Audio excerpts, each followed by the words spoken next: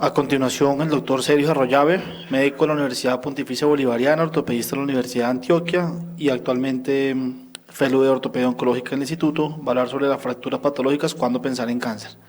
Después de esta charla, daremos espacio al almuerzo. Bueno, buenas tardes a todos. La idea finalmente pues de esta charla es poderle traer como mensajes importantes de acuerdo al nivel de formación. Yo sé que asistentes de nivel de formación muy diversa, hay unos que son residentes, ya están en segunda especialidad, entonces como tratar de traer mensajes que puedan ser útiles para cada uno de ustedes, porque en algún momento, y vamos a ver que según la incidencia pues de este tipo de condiciones, posiblemente todos han tenido contacto con este tipo de pacientes, por lo menos ya con enfermedad metastásica ósea. Listo, entonces lo primero es hacer claridad sobre semánticamente qué significa una fractura patológica, porque siempre hay ciertas, dudas y lo utilizamos de acuerdo a cualquier fractura que se produzca por un mecanismo atraumático. Entonces tenemos que saber que hay diferentes términos que están destinados a diferentes condiciones y que no significan lo mismo. Entonces la fractura patológica no es sinónimo de fractura típica, ni de fractura por estrés, ni de fractura por fragilidad. Entonces tenemos que todos hacen parte de un mismo grupo que se denominan fracturas atraumáticas, en las cuales el mecanismo de trauma por la cual se produce la lesión se considera que no generaría pues la energía necesaria para generar una fractura en condiciones ideales o en las cuales el hueso pues no está afectado de forma patológica, por así decirlo. Entonces, teniendo en cuenta que este es el grupo grande, ya lo podemos subdividir en que existen fracturas por estrés, en las cuales se producen lo que se denominan microcracks, que son fracturas, microfracturas denominadas por una fuerza cíclica repetitiva en la cual el hueso en cierto modo pierde su elasticidad, se vuelve más rígido y va a generar una fractura aguda después de una carga cíclica repetitiva. Existen fracturas atípicas en las cuales se denominan así específicamente a las fracturas que se presentan en la región subtrocantérica, en la cual hay una falla de la cortical lateral y están netamente relacionadas al uso de bifosfonatos, en las cuales se pierde la rigidez, la elasticidad del hueso dado por la baja capacidad de remodelación, secundario pues al uso prolongado de este tipo de fármacos. Existen las fracturas patológicas y acá pues viene una definición pues que es lo más importante, y es en las cuales hay una neoplasia focal. Dependiendo pues de la extensión como tal, pues incluso pues puede haber incluso una mezcla de varios mecanismos, un hueso que está frágil, pero además tiene una neoplasia focal. Sin embargo, nos vamos a referir, y así lo denomina pues como el Instituto Nacional de Cáncer, es todas aquellas fracturas en las cuales hay una neoplasia subyacente. Entonces, fracturas osteoporóticas, fracturas por estrés, por fragilidad o por fatiga, van a ser diferentes escenarios y los cuales requieren pues un diagnóstico y un tratamiento diferencial. Entonces, cuando nos adentramos en saber cuáles son las etiologías de las fracturas patológicas, quizás las metástasis óseas acoplan pues el 85% de las entidades. Los sarcomas primarios solamente son el 10% y las lesiones benignas óseas son más infrecuentes aún. Por lo tanto, pues el escenario más frecuente en el cual vamos a estar enfrentados es el paciente con enfermedad metastásica y que además ha tenido un evento esquelético pues relacionado al cáncer. Estas son como la gráfica clásica en la cual se nos menciona cuáles son los tipos y los subtipos histológicos de cáncer que están más asociados con fracturas patológicas. Dentro de las entidades, el primero quizás es el cáncer de mama, el segundo es el cáncer de próstata. No sé qué pasa con algo pasó con las diapositivas, porque al bajarlas pues en otro formato pues aparecieron como unas letras raras, pero bueno. Tenemos que el cáncer renal, el pulmón y el mieloma. De estas entidades es importante saber que todas tienen unas tasas de consolidación y de tratamiento diferente. Entonces el manejo, por ejemplo, en el cáncer de mama y de seno usualmente tienen unas buenas tasas de consolidación asociadas pues como a la fijación profiláctica, mientras que el mieloma, la respuesta a los agentes quimioterapéuticos es bastante buena. Qué rabia. Qué rabia. Venga, no hay forma de ponerlo directamente desde Google.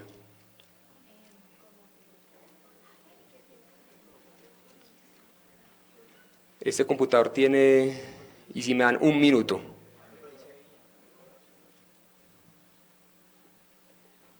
ahí. Bueno, yo creo que lo voy a presentar ahí, ¿sí?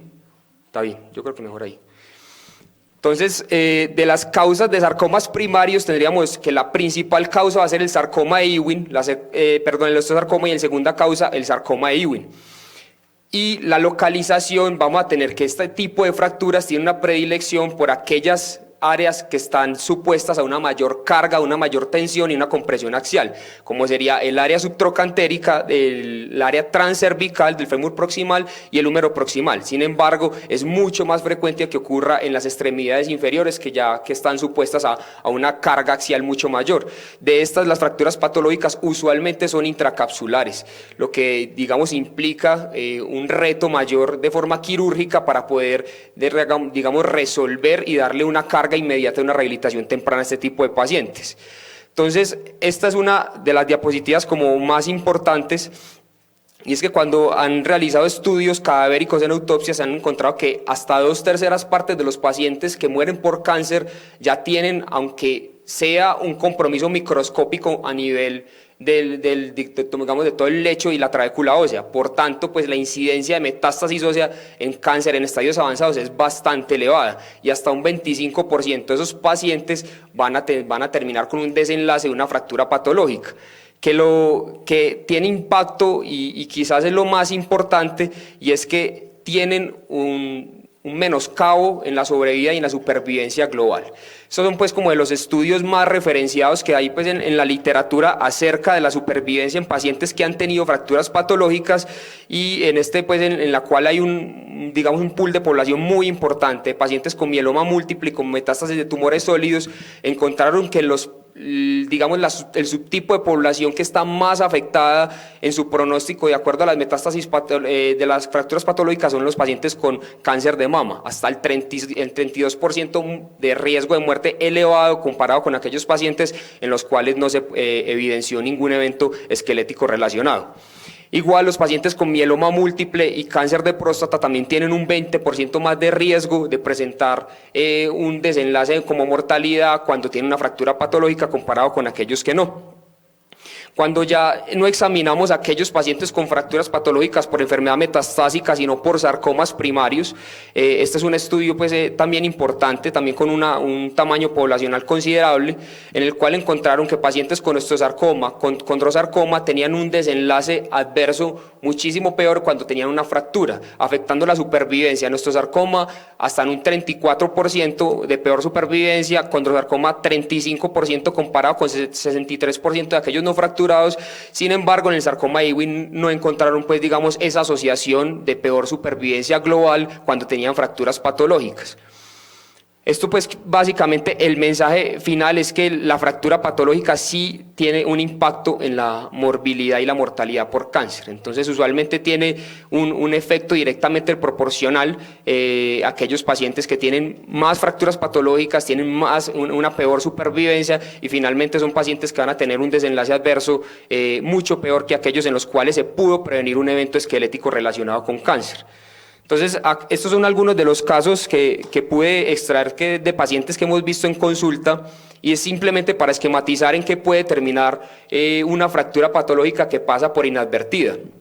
Es un paciente de 50 años, el cual tuvo una fractura, que si fue una fractura atraumática, pues eso no les llamó inicialmente la atención pues a los médicos y a los ortopedistas, y teniendo en cuenta que es una fractura en un hueso largo, que usualmente soporta cargas axiales muy importantes, y un paciente que ni siquiera se cayó a su propia altura, pues eso es lo primero que le debe prender a usted las alarmas, que hay un hueso que está patológico de forma subyacente. Sin embargo, le hicieron una osteosíntesis, y pues a nosotros nos llega prácticamente un año posoperatorio en el cual se pudo confirmar que tenía un sarcoma primario de hueso. Eso con todas las consecuencias que acarrea tanto en morbilidad y en la posibilidad de salvamento.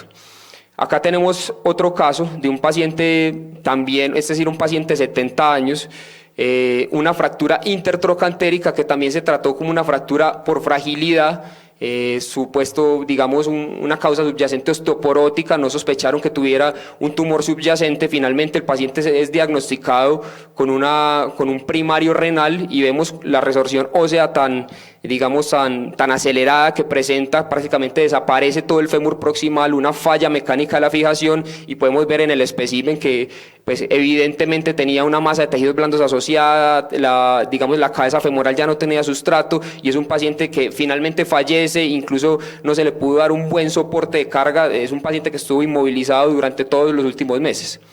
Acá tenemos un caso que es un poquito más dramático, es una paciente de 64 años, en los cuales la evaluación radiológica sí es un poco más difícil, porque acá no es tan evidente la parte patológica y sí puede pasar por una fractura osteoporótica, digamos, de forma más desapercibida.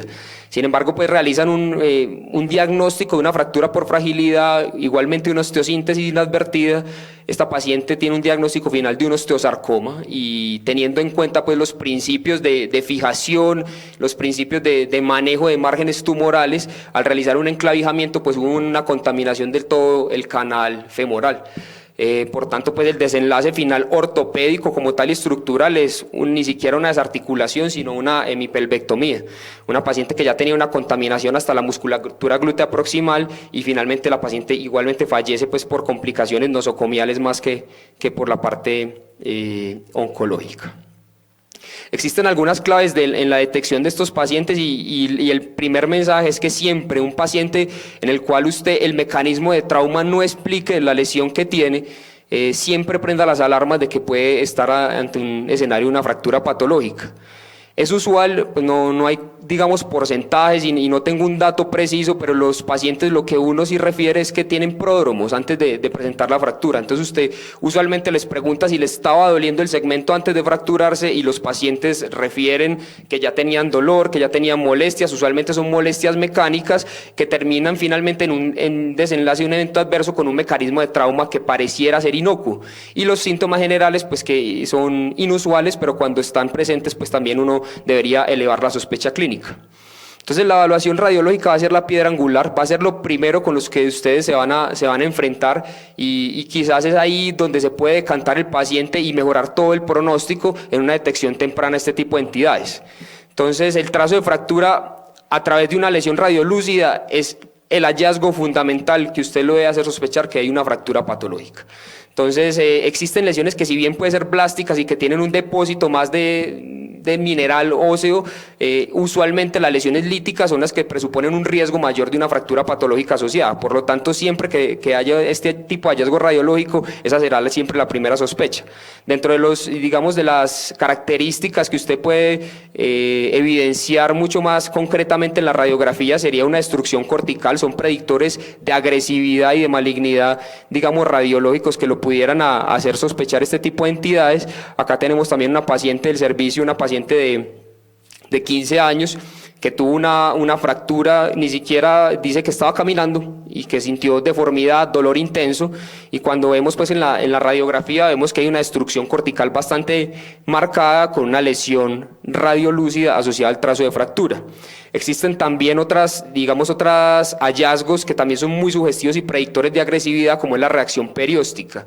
Si bien este hallazgo no siempre indica que haya una malignidad asociada, hay ciertas morfologías de reacción perióstica que sí son muy sugestivas de una fractura patológica, como son aquellas que son discontinuas o son reacciones periósticas radiales, como se esquematiza en la diapositiva, y como vemos también este fue un caso de un paciente de 14 años con un osteosarcoma, en los cuales pues, podemos ver lo que se denomina el triángulo de Codman, que es una interrupción de la reacción perióstica que habla de una agresividad biológica muy importante de la lesión tumoral, que ni siquiera deja que el hueso genere pues algo de defensa local.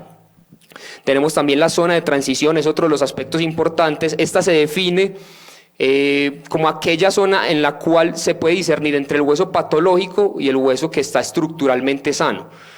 Cuando hacemos referencia a una zona de transición amplia, es que usted no puede delimitar bien aquel hueso que está patológico en la radiografía. Es decir, que usted no puede trazar un borde hasta el cual llega la lesión tumoral. Eso simplemente nos está hablando que de la destrucción cortical y trabecular es tan acelerada que el hueso ni siquiera es capaz de generar una esclerosis reactiva alrededor de la lesión tumoral, por lo tanto usted no puede determinar hasta dónde llega tal destrucción. Acá tenemos también un ejemplo, un paciente de 68 años con un hepatocarcinoma, en los cuales pues usted si puede, incluso se hace un acercamiento a la radiografía, no puede discernir muy bien hasta dónde llega la infiltración tumoral, además de la fractura patológica. Existen ciertos diagnósticos diferenciales y que están dados también por la terminología que les mencioné inicialmente, son las fracturas por estrés. Son algunos confusores acá, digamos, existen ciertos criterios que lo pudieran hacer sospechar a usted más una benignidad, y es que tiene un engrosamiento cortical y digamos un diámetro o una relación entre la cortical y el canal endomedular que es mucho más estrecho, es decir, hay un engrosamiento que está dado por una carga cíclica constante que hace que se deposite y se remodele más ese hueso que está supuesto a una carga normal. Existen ciertos signos radiológicos que son tempranos, que se denomina la cortical gris, que es una radiolucidez alrededor de la cortical en estadios iniciales, pero finalmente genera un engrosamiento cortical. Son pacientes que ya tienen cuadros más crónicos y usualmente son en huesos de carga. Acá tenemos las fracturas atípicas, es muy claro que siempre van a tener un engrosamiento cortical lateral en el fémur proximal, en la región subtrocantérica, y algunos mencionan que incluso en pacientes que no han tenido bifosfonatos, pero que tienen una configuración anómala del fémur proximal con una convexidad pues en la cortical externa, están supuestos a mayores cargas tensiles que generan muchísimo más riesgo este tipo de fracturas.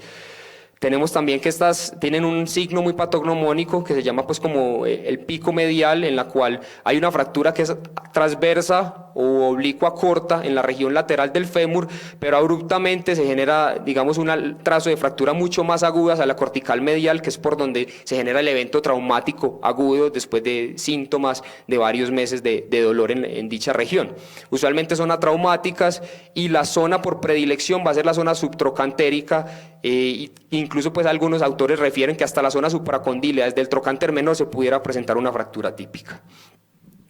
La infección siempre será uno de los diagnósticos diferenciales de cualquier entidad pues en oncología, y especialmente pues en nosotros en el sistema musculoesquelético.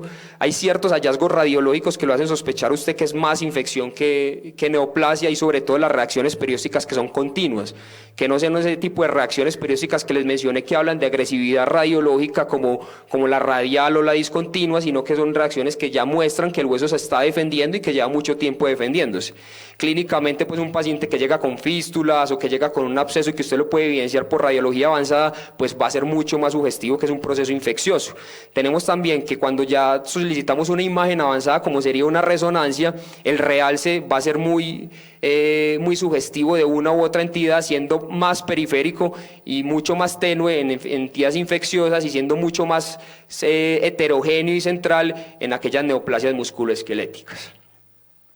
Este es un paciente pues que en el servicio lo atendimos hace algunos meses, un paciente de 14 años y que lo sospecharon inicialmente un proceso de osteomielitis. Fue un paciente que incluso fue llevado a un lavado, un desbridamiento, un curetaje extenso, y finalmente si uno en retrospectiva pues ve las imágenes con cautela, pues puede dar algunos signos de agresividad. Sin embargo, pues una mirada, una vista rápida, usted puede que sea indistinguible pues esta radiografía de un proceso neoplásico. Ya cuando vemos pues las imágenes avanzadas, ya sí hay muchísimos más signos que nos sugieren que es una neoplasia y que no es un proceso infeccioso. Entonces, exámenes de extensión son bien importantes. Cuando usted tiene la sospecha clínica inicial, lo primero es poder solicitar una imagen que le muestre toda la extensión del hueso afectado. Esta es una paciente con un adenocarcinoma de mama, en la cual tenía una fractura inveterada, una mala unión transcervical, y simplemente pues si nos quedamos con esta imagen, pues vemos que hay una afectación transcervical y una en la región subtrocantérica. Esto tiene unas implicaciones bien importantes en la toma de decisiones terapéuticas, nosotros poder contar con todo el segmento, porque podemos elegir de acuerdo a lo que podamos ver de forma errática un implante u otro. Entonces, si vemos esto, pues diríamos que con un clavo podría solucionarse pues como el problema. Es una paciente pues con un optimodel, digamos, relativamente bajo, una supervivencia baja, pero cuando vemos una imagen completa, vemos pues que además de la fractura transcervical, tiene una lisis distal que hay que considerar en la fijación para evitar que exista una fractura perimplante. Acá tenemos pues una imagen avanzada que también se debería solicitar, y siempre que tengamos un paciente con una lesión que usted aparentemente sea solitaria, pues lo que debe continuar es realizando una imagen. Hoy por hoy digamos que el PET scan ha sustituido la gammagrafía en la detección tanto de la diseminación tanto hematógena, de diseminación visceral tanto como ósea. Sin embargo, la gammagrafía tiene muchísima utilidad pues en los tumores sólidos. Hay ciertas pautas generales del tratamiento, entonces esta es como digamos como los tres objetivos claros. Los tres objetivos claros que debemos buscar en los pacientes es, primero, que tenga una fijación temprana, estable y que sea duradera, acorde pues a la expectativa de vida del paciente. El primer mensaje entonces es que no todas las metástasis son paliativas, son pacientes que pueden tener, digamos, una expectativa de vida muy variable que dependerá de muchos otros factores como el subtipo histológico, el estado general del paciente, y que es, digamos, una creencia popular es que el paciente que tiene una fractura patológica, pues todo lo que se le vaya a hacer es paliativo. Existen ciertos escenarios en los cuales incluso pues la sobrevida mejora sustancialmente. Después de hacerse pues como el abordaje inicial, la primera pregunta para tomar decisiones terapéuticas es cuál es el origen de la lesión. Si la lesión es solitaria, pues usted primero debe determinar si en verdad es solitaria y de acuerdo a eso determinar el tratamiento idóneo. Siempre que tenga una lesión solitaria sin ninguna otra evidencia de compromiso visceral, trátela como un sarcoma primario hasta que usted demuestre lo contrario. ¿Eso qué significa? Que a todos se les tiene que hacer biopsia. Cuando usted ya tiene un cáncer previo conocido, solamente realizaría biopsia en caso de que esa lesión haya aparecido mucho tiempo después del diagnóstico del cáncer y que era un paciente, digamos, con un control oncológico óptimo en el tiempo anterior al evento patológico, o cuando el paciente llevaba mucho tiempo libre de metástasis, que esto significa usualmente, pues según los estudios, más o menos 5 o 7 años. Según la diseminación ósea, las vamos a clasificar como monostóticas, si es un compromiso solitario, oligometástasis cuando son 2 a 4, o ya un compromiso poliostótico difuso cuando tiene más de este valor. Las lesiones solitarias o oligometástasis, cuando son cánceres de células renales o de tiroides, se tratan usualmente como sarcomas primarios, y esto está cimentado, digamos, en estos estudios en los cuales pues, los pacientes que tenían cáncer de células, carcinoma de células renales y eran llevados a nefrectomía y se les hacía metastasectomía, no discernieron ni siquiera si eran óseas o viscerales, la sobrevida aumentaba sustancialmente en este subtipo de población.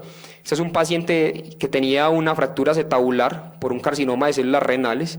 Se trató como tal, como si fuera un sarcoma primario, tratando de mejorar la sobrevida. El paciente se le hizo una reconstrucción acetabular, en la cual pues, se realiza una hemipelvectomía interna con una resección en bloque pues, de toda la zona tumoral afectada y una reconstrucción con un acoplanclaje ilíaco. Acá tenemos pues como los resultados radiológicos, el paciente ha tenido una buena evolución, no ha tenido eventos o algunos otros eventos relacionados pues como tal con su cáncer. Es una paciente de 63 años que ya muestra pues como el otro escenario, un carcinoma de tiroides, también de tiroides con un compromiso único monostótico en húmero distal, en la cual se realiza pues una resección en bloque del húmero distal y se realiza una reconstrucción con una endoprótesis. Acá tenemos pues como la reconstrucción, las imágenes radiológicas, igual una paciente que ha venido en remisión tanto local como sistémica de su enfermedad, y como les decimos, en estos dos escenarios es donde digamos tenemos más utilidad de poder impactar en el pronóstico en la sobrevida. Entonces el segundo mensaje es que precisamente en estos pacientes se enfocan diferente al resto de compromiso metastásico, tanto el carcinoma de células renales como el carcinoma de tiroides, especialmente el papilar. La tercera pregunta es siempre ver el estado general del paciente. Esto lo vamos a evaluar y la mayoría de escalas lo evalúan con el Karnofsky, y también el subtipo histológico va a tener una prevalencia bastante importante según digamos como el tumor primario, van a tener un pronóstico mejor o peor. Los carcinomas pulmonares usualmente tienen peor pronóstico cuando tienen eventos esqueléticos relacionados, mientras que los adenocarcinomas de próstata y de mama tienen un pronóstico un poco mejor.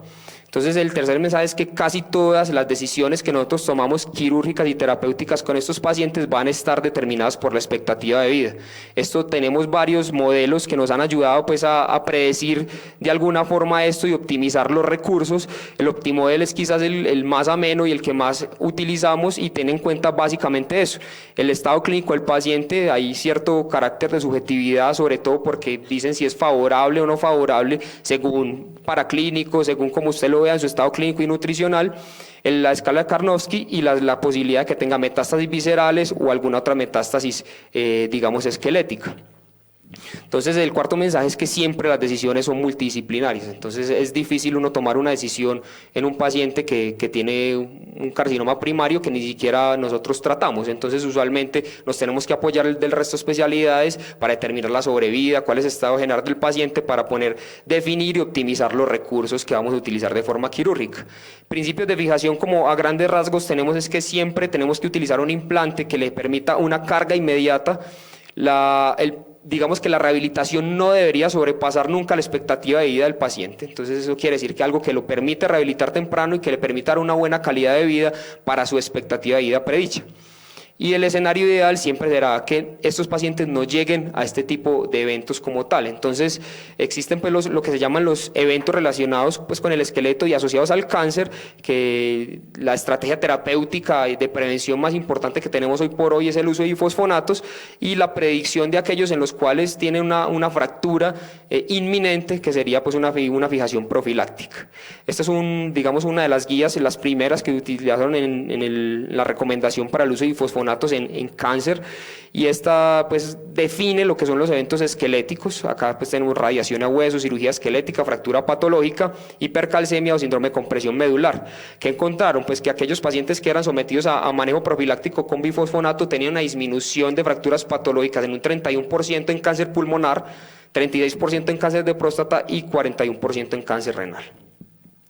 Entonces, como mensaje final tenemos que son entidades que siempre tienen que tener alto índice de sospecha clínica y siempre tenemos que partir del mecanismo de trauma. Usualmente son pacientes, entonces, como les he mencionado, con mecanismos de trauma de baja energía que no explican ni el segmento fracturado ni la magnitud para generar una lesión como tal. Entonces siempre se debe tener ese peligro latente, y sobre todo pues en población mayor de 50 años. La radiografía siempre será el examen inicial y el pilar fundamental para usted poder decantar ese paciente, poder digamos realizar un diagnóstico o una sospecha clínica inicial. La mayoría de tumores sólidos en estadios avanzados tienen compromiso metastásico a hueso, y les he mencionado pues que la probabilidad de que tengan una metástasis no es despreciable, está en un 25%. No todas son netamente paliativas, pues ese es un mensaje claro, y de acuerdo pues al subtipo histológico, el estado general del paciente, la sobrevida puede ser bien elevada. Pues si ya lo han mencionado, pues hay muchísimos blancos moleculares que están en estudio y que muestran que la sobrevida ha mejorado sustancialmente en ciertos escenarios. Por lo tanto, pues muchas veces en realidad la cirugía es duradera y es un paciente que se le debe garantizar una buena calidad de vida para su expectativa, y siempre manejar de forma multidisciplinaria. Esto es pues como lo que les traía.